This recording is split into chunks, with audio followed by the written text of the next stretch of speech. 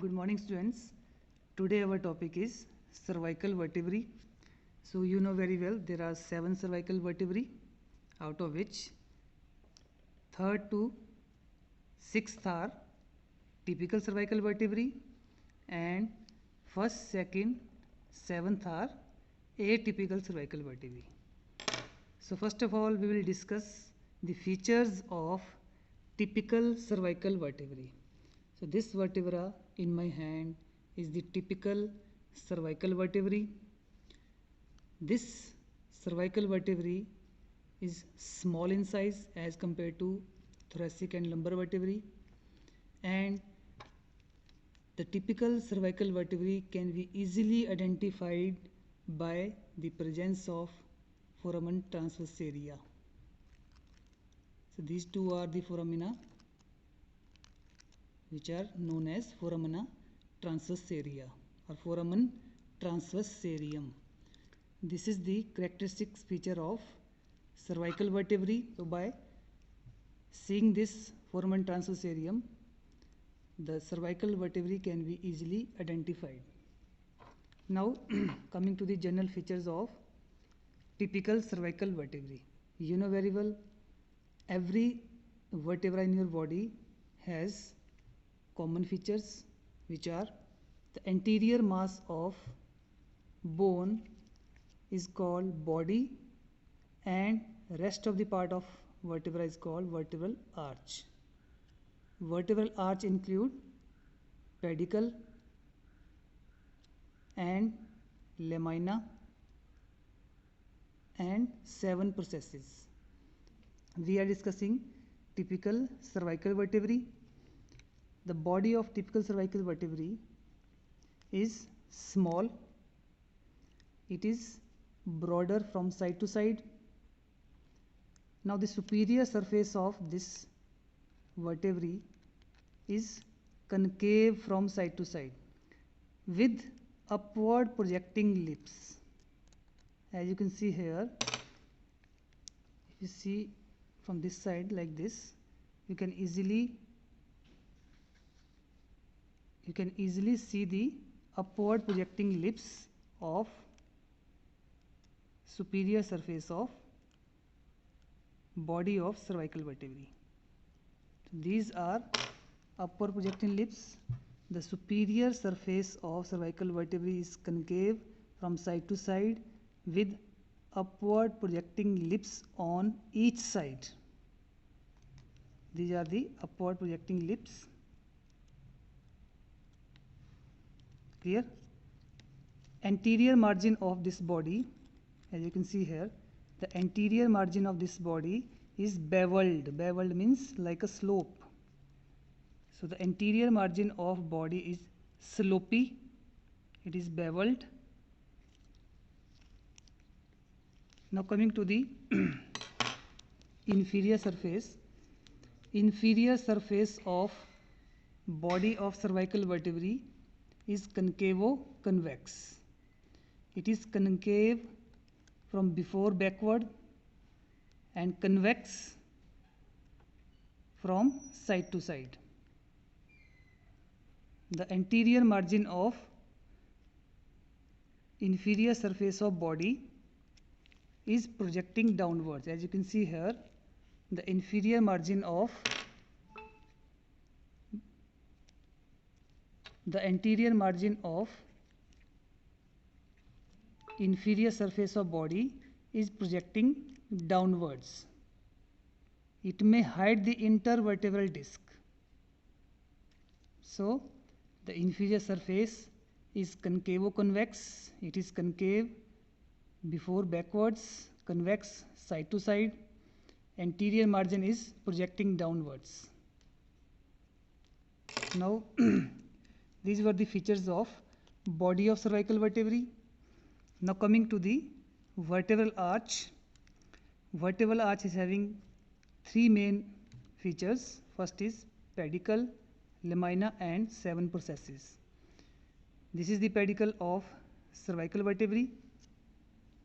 This is the pedicle of cervical vertebrae. On each side, this pedicle has two notches. First is the superior notch. This is the superior notch of pedicle, and this is the inferior notch of pedicle. This is the inferior notch of pedicle. Inferior notch is deeper than the superior notch. Now coming to the lamina. This is the lamina of typical cervical vertebrae. From the posterior aspect of lamina, there projects spinous process. The spinous process is arising from the posterior aspect of lamina. The spinous process of typical cervical vertebrae is small and it is bifid. As you can see in this picture, this spinous process of cervical vertebrae is not pointed, it is bifid, means it is dividing into two parts and forming two tubercles. As you can see here, these are the two tubercles of spinous process of typical cervical vertebrae. So this spinous process is small and is bifid. Talking about the vertebral foramina of typical cervical vertebrae, the vertebral foramina of typical cervical vertebrae is triangular in shape and it is larger than the body. As you can clearly see in this picture, the vertebral foramina is larger than the body and it is triangular in shape. Now coming to the other processes of typical cervical vertebrae, we have two superior articular processes. These are two superior articular processes which bears facets on its posterior aspect. As you can see, these are the superior articular facets on each side. These facets are present on the posterior aspect of superior articular processes. These are two superior articular processes. Facets are present on the posterior aspect on each side. Now coming to the inferior articular processes, these two are inferior articular processes which also bear facets which are directed anteriorly.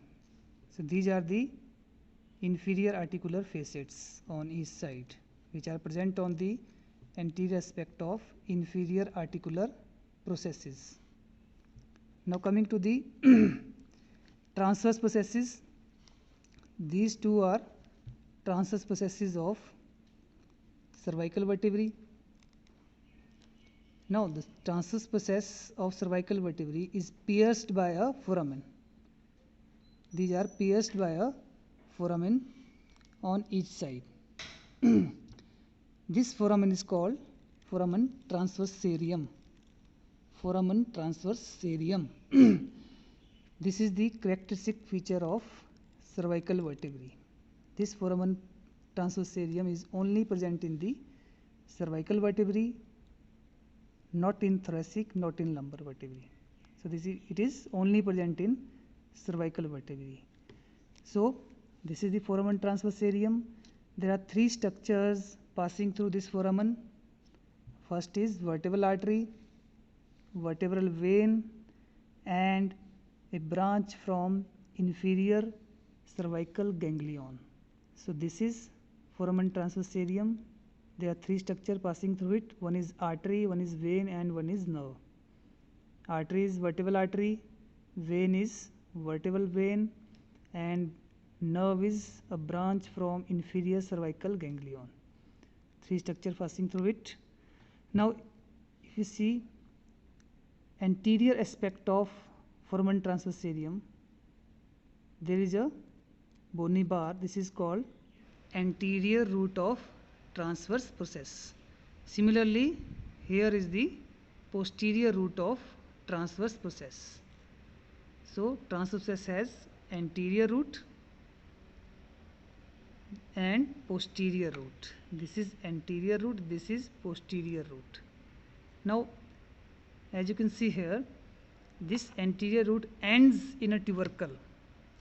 Here it ends and will form a tubercle. This tubercle is called anterior tubercle. This is the anterior root. It ends in a tubercle here laterally. This tubercle is called anterior tubercle. Similarly, this is the posterior root. It also ends in a tubercle here. This is the tubercle. This is the posterior root. It ends in a tubercle here. This tubercle is called posterior tubercle. Now these two tubercles are joined by a bar of bone here. This is the bar of bone. These two tubercles are joined by a bar of bone here. This bony bar is called costotransverse bar. This is called costotransverse bar. So anterior tubercle, posterior tubercle and costotransverse bar. So this is all about the transverse process. As it is pierced by a foramen transversarium, it has anterior root, it has posterior root, anterior tubercle, posterior tubercle and costotransverse bar. This is the costotransverse bar. So this is all about the typical cervical vertebrae. Now this is the first cervical vertebrae. This first cervical vertebrae is also known as atlas. So how will you identify this? This atlas is like a ring. It is ring shaped. As you can see here, it is ring shaped. This first cervical vertebrae has no body and there is no spinous process, as you can see here. So no body and no spinous process. So it is like a ring and it has small anterior arch and long posterior arch. Short anterior arch, long posterior arch. Now coming to the general feature of first cervical vertebrae. As I already told you, it has short anterior arch and long posterior arch. It has two lateral masses. These are the lateral masses of atlas, and we have two transverse processes which is pierced by foramen transversarium. So talking about the anterior arch bears a tubercle on its anterior aspect. So here is a tubercle which is called median anterior tubercle. It is called median anterior tubercle. So on the posterior surface of this anterior arch, this is the posterior surface of anterior arch. As you can see clearly here, it bears a facet, a round facet. This facet is for dens of axis. So what is dens of axis we will discuss later. So dens is a process arising from the second cervical vertebrae. So it articulates with the dens of axis or second cervical vertebrae and will form atlantoaxial joint. Now coming to the posterior arch, this is the posterior arch of atlas. Similarly, like anterior arch, it also bears a tubercle which is located on the posterior surface. So on the posterior surface of posterior arch, there is posterior median tubercle. This is the posterior median tubercle. On the superior surface of posterior arch, there is a groove on each side. As you can see here, this is the groove on each side. This groove is for vertebral artery. Now coming to the lateral masses of atlas. So these lateral masses bears superior articular facet on the superior aspect. As you can see here, this is the superior articular facet on each side. This superior articular facet is elongated and is directed forward and medially. So this is the superior articular facet. Whereas on the inferior aspect of lateral muscles, there are present inferior articular facets. They are nearly circular and more or less flat. So these are the articular facets. Now the superior articular facets, they will articulate with the condyle of occipital bone. They will articulate with the occipital condyles and will form atlanto-occipital joints. These superior articular facets will articulate with the condyles of occipital bone and will form atlanto-occipital joint. Whereas the inferior articular facets, they will articulate with the superior articular facets of axis and will form atlanto-axial joints. Now, to identify the superior aspect of atlas, you will see the superior articular facets.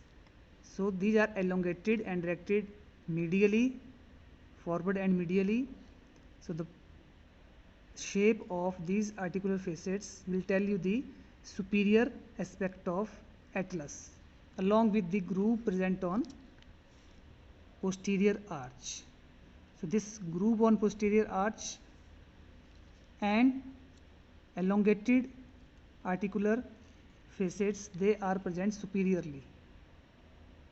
Clear? This will tell you the superior and inferior aspect of atlas, as the inferior articular facets are nearly circular and flat. Now coming to the transverse process. Transverse process of atlas vertebrae is unusually long and it is pierced by foramen transversarium. On the medial surface of lateral muscles, there are present rough tubercles on each side. So this is the rough tubercle on the medial aspect of lateral muscles. So to these rough tubercle, there is attached a transverse ligament. The transverse ligament is attached to the rough tubercle on the medial side of lateral muscles. Here, this transverse ligament will divide this foramen into two divisions or two parts. So anteriorly, this area will form the joint cavity of median atlanto-axial joint, which is between dens and anterior arch. Posterior cavity is the proper vertebral canal through which there passes spinal cord and its meninges.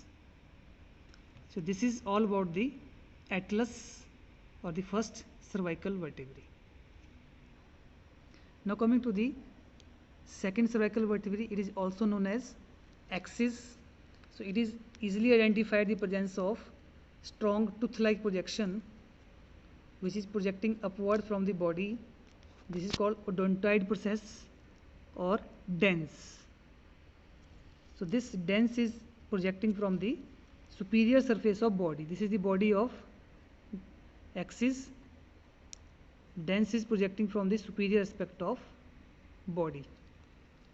So what are the features which are not similar with the typical cervical vertebrae? First of presence of dens. Then these superior articular facets are covering the part of body and pedicle of axis. They are covering the part of body and pedicle of axis. And the spinous process of axis is strong, large. Tip of this spinous process is bifid and will form two tubercles. Now the transverse process is pierced by foramen transversarium. So these are the superior articular facets and these are the inferior articular facets. Superior articular facets are nearly circular and flat and will articulate with the inferior articular facets of atlas will form atlantoaxial joint. So this dens will articulate with the anterior arch of atlas like this and will form median atlantoaxial joint, which will help in rotatory movement. This is a pivot type of joint, will help in rotatory movements. The inferior surface of body, the anterior part of inferior surface is projecting downwards, as we have seen in the typical cervical vertebrae. So this is all about the axis. Next bone is C7 or 7 cervical vertebrae. This is also known as vertebra prominens because of its long spinous process. The tip of spinous process is like a tubercle. It can be easily felt through the skin on the back of neck. So due to this long spinous process, it is called vertebra prominens. What are the features which are not similar with the typical cervical vertebrae? First of all, spinous process. Second, if you see the transverse process of 7 cervical vertebrae, the anterior tubercle is absent or very poorly present. So there is no anterior tubercle. This is the anterior root and this is the posterior root forming the posterior tubercle. Posterior tubercle is well prominent in 7 cervical vertebrae, but there is very small or sometimes the anterior tubercle is absent. Also in case of foramen transversarium is small in case of 7 cervical vertebrae, or sometimes it may be absent. Sometimes it may be absent or may be double. So vertebral vessels will not pass through the foramen transversarium of 7 cervical vertebrae. The structure which passes through this foramen is accessory vertebral vein. So only one structure is passing through this foramen of 7 cervical vertebrae, which is accessory cervical vein. These were the features of 7 cervical vertebrae. So we have done with the cervical vertebrae. We have discussed the typical and atypical cervical vertebrae. Now coming to the joints of cervical vertebrae. First of all, intervertebral joints between typical cervical vertebrae. So this is these are 2 typical cervical vertebrae. They will form 2 types of joints. One is median intervertebral joints and we have lateral vertebral joints. Median vertebral joints are found between the bodies of adjacent vertebrae, which is secondary cartilaginous, and a disc of fibrocartilage is present between the bodies. Disc of fibrocartilage is present between the bodies, which is called intervertebral disc. So median intervertebral joints is secondary cartilaginous joint, whereas the lateral intervertebral joints, which are found between the articular processes, superior of lower, inferior articular process of upper, they will articulate and will form lateral intervertebral joints. These are plain synovial joints. Lateral intervertebral joints are plain synovial joints. The joint between 2 adjacent vertebrae show a slight movement, but together the range of movement is large and they will cause flexion, extension, lateral flexion and slight rotation. So these were the movements of intervertebral joints. Now talking about the atlanto-occipital joint, which is joint between skull and first cervical vertebrae, the condyles of occipital bone and superior articular facets of atlas vertebrae. These are the superior articular facets of atlas vertebrae, and here this is the skull bone here, and these are the occipital condyles. So they will articulate together and will form atlanto-occipital joint. Atlanto-occipital, as you can see from this view also, occipital condyles are articulating with superior articular facets of atlas. So this joint is ellipsoid variety of synovial joints, and the movements of this joint is flexion and extension, which is also known as yes movement, and also cause lateral flexion of skull. The flexion extension of head and lateral flexion of head is done on the atlanto-occipital joint. Now coming to the next joint, which is between atlas and axis bone. So there are two types of joints. First is median atlanto-axial joint between the dense and anterior arch of atlas. So this joint is pivot variety of synovial joints. It is responsible for the rotatory movements of head. So it is responsible for no movement of head. Second joints are lateral atlanto-axial joints between the superior articular facet of axis and inferior articular facet of atlas. So these joints are of plain synovial variety. They will also help in rotatory movements of atlas and axis, rotatory movements of head.